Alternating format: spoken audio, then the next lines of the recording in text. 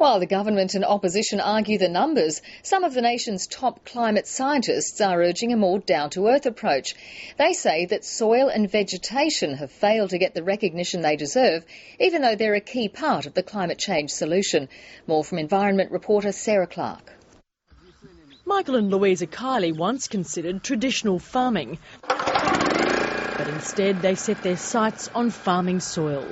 By restoring the health of the land, they're confident of locking up massive amounts of carbon. All of this grass here is protecting the microbes that are underneath doing the hard work and storing the carbon under there. The opposition wants their work recognised in any emissions trading scheme.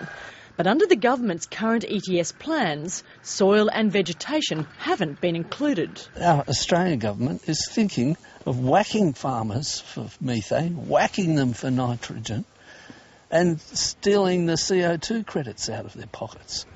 It's an outrage. Some of the nation's top scientists agree. They argue the land can soak up huge amounts of carbon and farmers should be recognised for their efforts. You would offset the equivalent of 25% of Australia's greenhouse gas emissions every year for the next 40 years.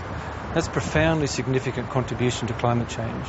Not to mention create a multi-billion-dollar market while giving farmers a greater incentive to restore the land. As for a deadline to cut the planet's emissions, a new report commissioned by WWF has given governments globally just 5 years to move to a low-carbon economy. Otherwise, it warns, the planet could reach a point of no return.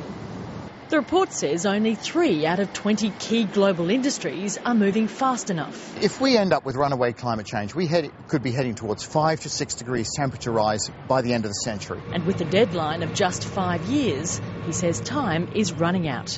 Sarah Clark, ABC News.